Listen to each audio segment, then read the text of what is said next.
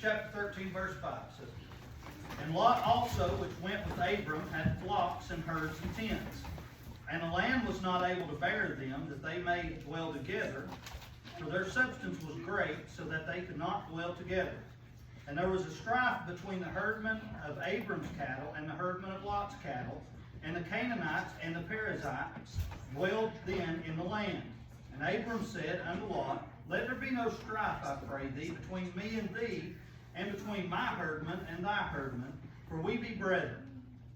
Is not the whole land before thee? Separate thyself, I pray thee, from me. If thou wilt take the land, or take the left hand, then I will go to the right.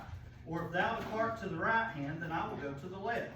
And Lot lifted up his eyes and beheld all the plains of Jordan, that it was well watered everywhere, before the Lord destroyed Sodom and Gomorrah, even as the garden of the Lord, like the land of Egypt, as thou comest into Zoar. Then Lot chose him the plain of Jordan, and Lot journeyed east, and they separated themselves the one from another. Abram dwelled in the land of Canaan, and Lot dwelled in the cities of the plain, and pitched his tent toward Sodom. But the men of Sodom were wicked and sinners before the Lord exceedingly." And that's all we're going to read. I'll tell you, I preached this Sunday night at Harmony, and I may have even covered some of this before here, but I preached it Sunday night at Harmony, and I've thought about it all week since, and I think it can be preached in every church across this country. And I think I find it funny, and I don't find it a coincidence that them little girls walked in tonight and had that song written down. But Lot had an option. Lot and Abraham. Abraham, we all know, was the father of faith, and the Lord just blessed Abraham's life tremendously. We talked about it a little bit this morning, where at the end of the day, the Lord looked at Lot. Somehow, according to Lot's life, the Lord looked at him and said that he was a righteous man. And we have a hard time finding that. But what happened was they were growing up together. Abraham was Lot's uncle, and they raised their herds together. They had everybody together, and everything was going good. But then the land got a little tight, and their herdmen started fighting amongst each other. And when they started fighting amongst each other, they come back, and evidently they come back and told Abraham and Lot and said, "This ain't gonna work. We need some more space. We're fighting for food, for the food for our cattle and things like that." So Abraham went to Lot, and he said, "You pick what you want, and you go that way, and I'll go the other way." In other words, Abraham said, "It don't matter to me. You go and do what you want to do, and I'll go my own way, whichever way you don't go." And it said something that said that that Lot looked over the plains of Jordan, and he chose that.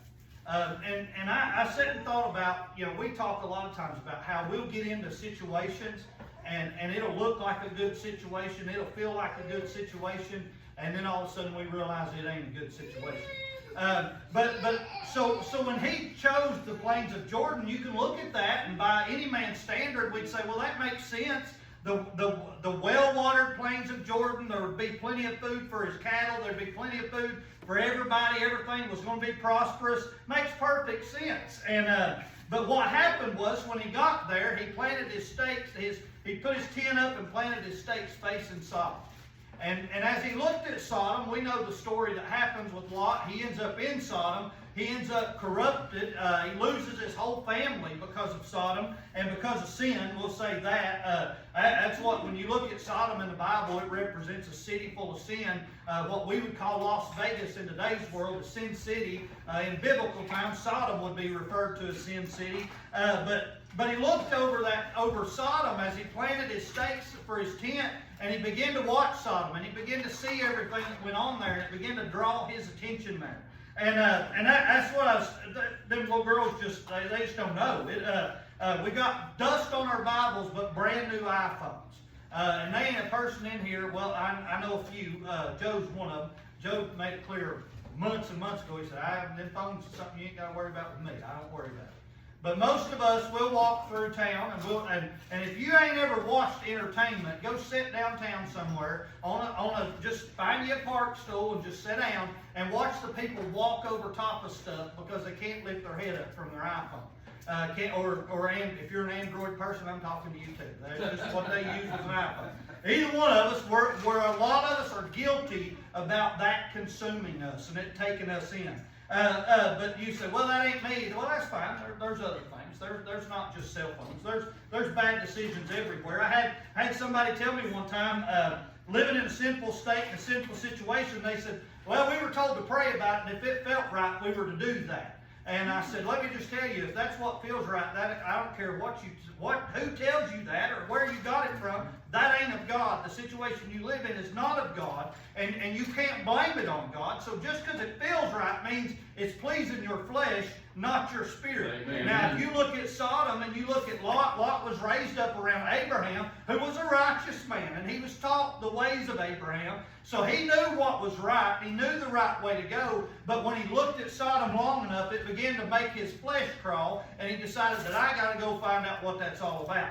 And he got settled in there, and he realized he was in a mess. And I told him last Sunday about Abraham.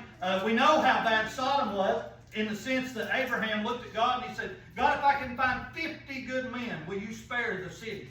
The Lot's, my nephew's down there, his family's down there. If I can just find 50 good men out of all that city, would you spare them? And he said, yeah, if you can find 50, I'll spare them. He come back and he said, God, if I can find 40 good men, if I can find 30 good men, what about 20? And he worked his way all the way down to 5. And according to the Bible, there wasn't 5 there because he destroyed Sodom and Gomorrah. And he destroyed it because there was no righteousness found there. And they went in and they got Lot and they took him out, and they were so unrighteous that if I'm not mistaken, his 2 son-in-laws and their wives decided to stay behind. They wanted to be a part of it. They didn't want to leave that sinful nature. Then his wife leaves with him, and God tells him, says, whatever you do not look back at where you come from.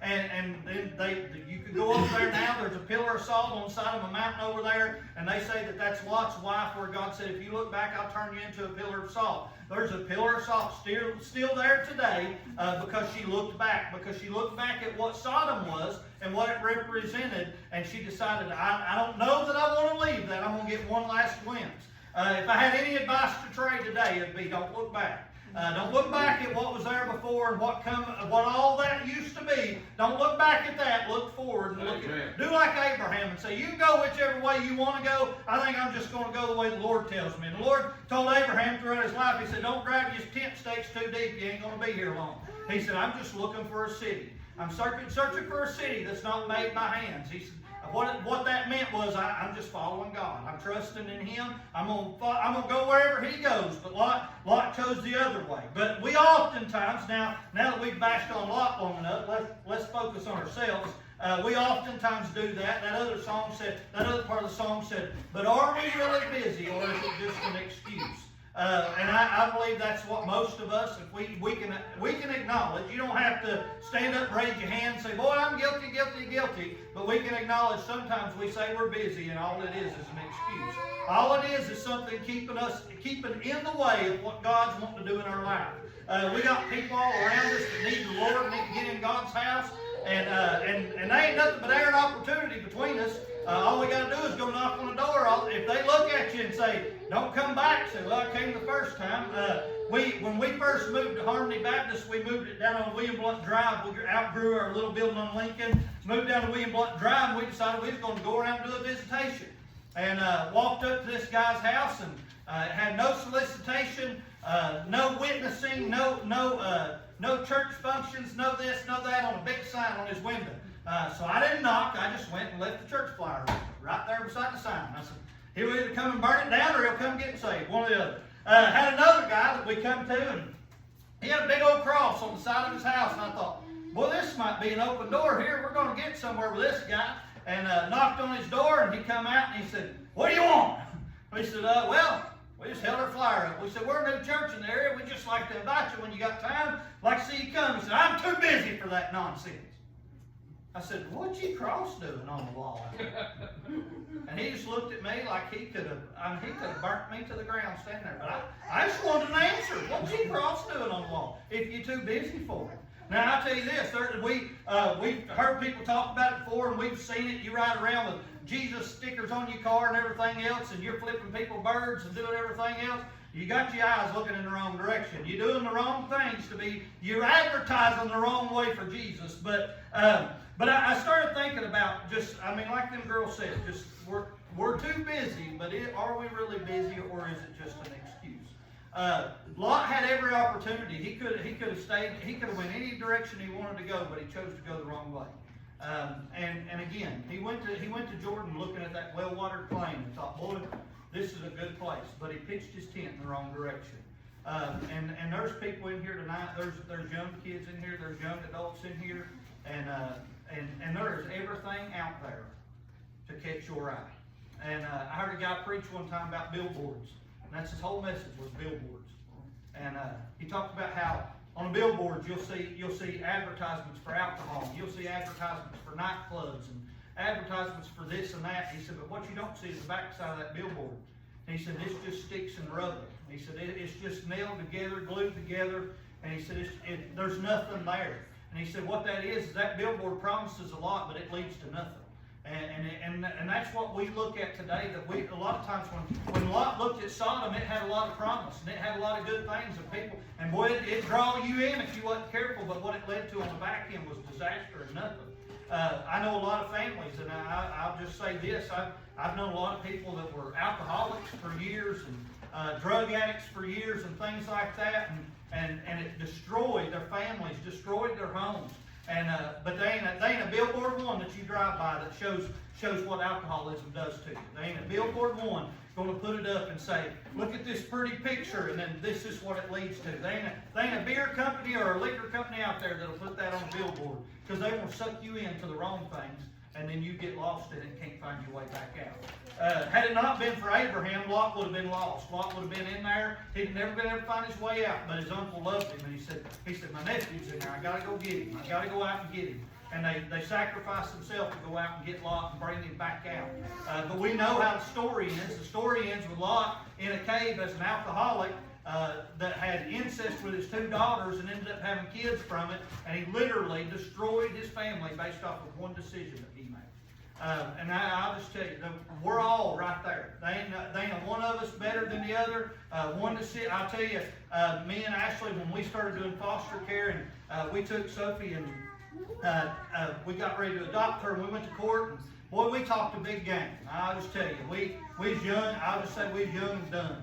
And we was talking about how, boy, if we get in that courtroom and that mama says this and she says that, we're going to put her in place. We're going to say this. We're going to say that. And we got in that courtroom, and that little girl spoke up, and it broke our heart. Amen. And I mean, just literally broke. I felt like the Lord was just sitting there slapping me in the mouth, saying, you don't know what you're talking about. You don't know what you're doing. You were the same way. You were one decision away from being right here where she's at. That little girl a couple nights later called her attorney, said, hey, I need you to bring papers down. I'm surrendering my rights. She said, I done this to me. I done that to that girl. I'm not going to do that to that mama. That's her baby. That's who she belongs with. But I thought, man, alive, to be that young and to be making decisions like that, because one decision puts you in that place. They'll tell you her birth mom and dad was like fire and gasoline. They'd get together and it'd just get worse and it'd get worse and it'd get worse. And it didn't start that way. I assure you, it did not start. I'll just say this. Don't be shy. Has anybody in here been an alcoholic? Joe, Rich? It didn't start that way, did it? It started out, I'll just try a little sip. I'll see what it tastes like. I remember, I'll tell you, I had two older cousins used to take us on juvenile hunting trips, and we'd go down there, and but even before I was saved, you can put a shot of wild turkey on a table, and I smelled across the room and say, that ain't for me. Because they took me down there at 15 years old, and they said, we got a game we're going to play, and they decided we was going to play quarters all night. And we played quarters with wild turkey whiskey all night until we was literally puking outside the camper. And I could smell that to the day, I could right now, if you said it over here, I'd smell it and be able to tell you exactly what it was. But it didn't start that way. It started out as a fun game. It started out as something we just going to try, something we was going to experience. Next thing you know, I was 28, 29 years old, drinking every weekend, chasing it every weekend, looking for the next one every weekend. It didn't start that way. Now you can say, well, that's just on the weekends. You're right. There's alcoholics that literally woke up with it every day, fighting that battle. And I assure you, if any of them had recovered from that, they'd stand up and say, it didn't start that way. Right. I didn't want it to end that way, but it just come there, it got there from out of nowhere. And I couldn't get rid of it. I ain't gonna ask if there's any drug addicts, recovered drug addicts in here, but I'll assure you, not a one of them got up in the morning and said, hey, I'm gonna go find a needle and stick it in my arm and see if I can be hooked for the rest of my life. But what happened is they watched it and they seen it and they got around it. My mom had 2 girls come in. They started, I can't remember what the drug was called, but it started going around a few years back, and it was making people's heart explode. And had 2 girls come into the emergency room over at UT, and one of them died. One of them's heart exploded. Mom went into the other one and said, hey, I got to tell you something. She said, you can't tell anybody or I'll get fired. She said, but I got to tell you something. She said, your friend ain't going back home with you. And she said, what do you mean? She said, she's dead. She died. And said, honey, you're going to do the same thing. She said, what? Why are you doing this? She said, you want to know the truth? And Mom said, yes. She said, because we ain't got anything to do where we're from. And it starts out with people inviting them to a party, and you go and hang out, and you watch, and you see everybody, and then they offer you a drink, and then you drink, and then they offer you a little this, a little that, and so the next thing you know, here we are doing the worst drug that's ever come through our county. And she said, I just lost my friend of it. And Mom said, are you going to go back to that? She said, unless I can get help, I probably will. I assure you that, and Mom said, that's a beautiful girl, and I assure you, she did not wake up and say, hey, I think I'm just going to go get hooked on drugs for the rest of my life. We make decisions off of our eyes. If I'm not mistaken, I preached here about 2 months ago that my eyes affect my heart. And there's no doubt that Lot got over there and he started looking at Sodom and it affected his heart and it made him want to go chase after the things of Sodom. And now, I'll say that it don't have to be drugs. It don't have to be alcohol. It don't have to be anything bad. You don't have, it ain't something that you got to come in here ashamed of. But they covered it. Dust on our Bible. Brand new iPhones. And you say, when's the last time you read your Bible? I ain't got time. I ain't got time. When's the last time you watched TikTok? Today. When's the last time you scrolled Facebook? Today. But I thought you didn't have time. It doesn't have to be bad. It just has to get in our way. Work. Anybody want to close their ears now? Oh, I ain't got time to serve the Lord. I got to work. I ain't got time. I'm just so busy with work. I ain't got time to do nothing for God. Is that not the same thing? It's the same thing. And if we're not careful, all of a sudden that becomes our God. And that's what we look. Amen. That's what we look to. We depend upon our job to give us a paycheck when in reality, God was the one who gave us the job in the beginning. We might as well thank Him for it and acknowledge Him for it. And I ain't got time. So I'm just throwing some things out that we ought to think about. That when we pitch our tent, we better make sure we're pitching it in the right direction. He had every opportunity to go down there, set up in the plain of Jordan, and pitch his tent back toward Abraham so he could watch Abraham and continue to just model his life after what Abraham was doing. But he pitched his tent the other direction. If we're not careful, we'll pitch our tents in the wrong direction. And we'll end up watching things and seeing things and doing things. And all of a sudden, God's so far away that we can't find our way out. I think drugs and alcohol is the perfect example of that, of how you see people, that good people that you never think. I see a guy all the time. I hear stories all the time of a guy who I would have never thought I would see him in the state that he's in. And I'm sure if you went down there and sat with him and said, hey, when you took that pill to make your back quit hurting, did you plan on being here all these years later? He said, I had no idea that's going to be here. Yep. I've heard him say it's the darkest place I've ever been, and I can't get out.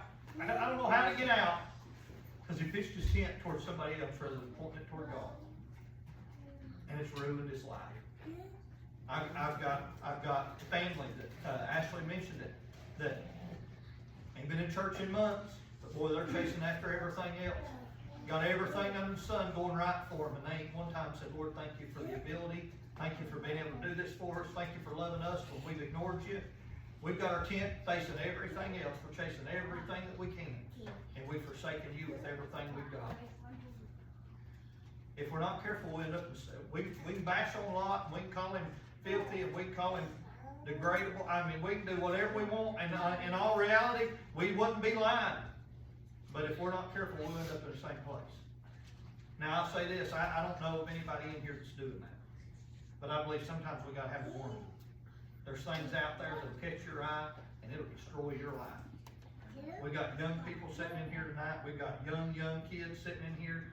They need to hear that, come from this pulpit, from their Sunday school rooms, they need to hear. Be careful what you catch on to. Why? Because it'll catch them when they're young, if it can. And it'll drag them through it for years before they can ever get out of it. You can ask Catherine right over there, I gave her the same kind of advice. I've told you this 100 times and I embarrass her every time, but I remember when we had a youth retreat and she did not want to be there. You know why? Because she had a terrible boyfriend sitting at home. And that had her attention. And she didn't want to be there. She's mad about it because her mama made her come. And she's mad. For 2 nights she's mad. But on that last night I saw something happen. And God broke her and she come to an altar and she went upstairs and she called that no good for nothing boyfriend and said, I ain't coming back to you anymore. It's done. I've surrendered. I've given my life back to the Lord. I don't want what you want. It wasn't easy, was it? It's hard. And that you look at that and go, well, that might not have been going on for 6 months. So you don't know how good it makes me feel when they come sneaking in the door. I told them, I walked over there to them and I said, you know, there's a lot of young people in this world that even go to church on Sunday morning, but if they got an opportunity not to be there on Sunday night, they'll find anything better to do than that. They had homecoming this morning, and they chose to just come back to church. Amen. If they'll keep doing that, God will keep taking care of that. But there's things out there that want to eat them alive. There's things out there that want to get a hold of my kids and these kids and eat them alive before they even realize what's happening. And I believe in all my heart that Lot looked over the plains of Jordan and thought, this is what's best for me. I can go down there, I can feed my herd, and everything will work out good, and everything will be provided for me. But then he got down there far enough that he looked over Sodom and he realized, well, I think I want to try that. So, again, I don't know of anybody in here that's chasing after anything else. But I'll say this, I know that every one of us in here can chase after the Lord a little bit harder. Every one of us could reach out and pull a little closer to Him so that those things can't get between us. But I sit there and I just keep thinking about that song, about how many people got a Bible sitting there and it's got dust all over it. And the only thing between it is a cell phone. And you say, well, I'm just too busy. I'm too occupied.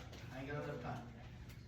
If we lay that down and open that up, I promise you it will draw you closer. I listened to a testimony this past week of 2 people that are here that said we started digging in this book and we started realizing who Jesus was and that He was the truth, and it saved us by digging into this book. I told my sister, and she said, well, I want that. She said, I wish my testimony was like that. She said, because that proves that book is Him. That those words, He says, I am the Word. The Word, in the beginning was the Word, the Word was God, and the Word was with God. I am that book. And she said, well, that's a testimony to not know any different. But then that Word starts speaking to you and come to life. Drive you to repentance and drive you to salvation. But it can't do that when it's closed up. Now, I'll say this. I ought to be in that 100 times more than what I am. I ought to be drowning myself in that book. But I find myself going, I just ain't got the time. I'm doing this, I'm busy doing that. I was telling them this, I mowed 2 times in 2 weeks in a row. I said, man, if I have to mow anymore, I'll have to quit my job just to keep mowing my grass. But is that an excuse? No. I'll say this, it's not a reason. It's just my way of escape. It's my fleshly way of going, You know, Lord, I mowed 2 days in a row for 2 weeks in a row. I just can't help it. I set my alarm for 5:30 every morning. I told Ashley, I said, for some reason I've been battling. It's all I can do to get up at 5:40. I set 2 alarms. I said, I want to get up at 5:30 so I can sit in silence and read before I have to go to work. It's all I can do to get out of bed at 5:40. There ought to be something inside of me burning that says, hey, you just sitting here going, boy, he's just going to tell us all about himself. Well, you won't tell us. Somebody might as well make it down on our level and make it real. You might be sitting here saying, oh, no, sir, I don't have those faults. You got some somewhere. So I'll say this. I ask him to help me pray that I will get up at 5:30. That when my alarm goes off, God will jump me out of bed and he'll say, come read me. Come taste of me and see that I am good. But then I'll say this. You got stuff you ought to be asking people to pray for too. That you can say, this gets in my way, that gets in my way, and if we're not careful, we'll look long enough and it'll drive us away from God. There's people right now sitting in church pews all over this country that their church is in the way of God. Because they focused on the church, they paid attention to the church, and they churched God right out of the building. They staring at the church. You say, well, that can't be bad, that's church.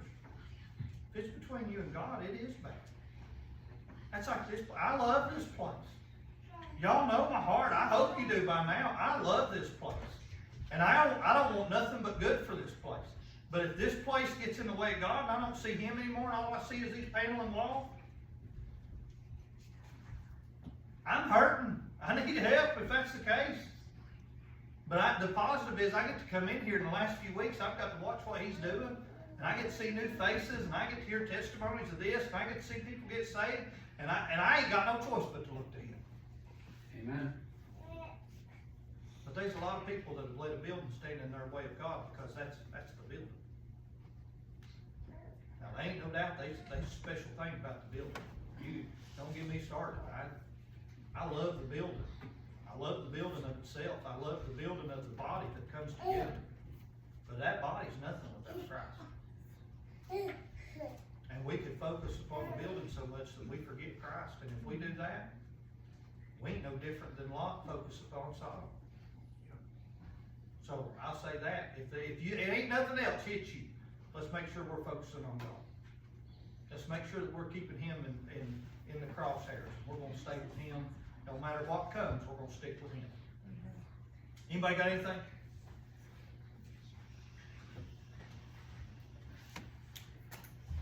Does anybody hear me? Yeah.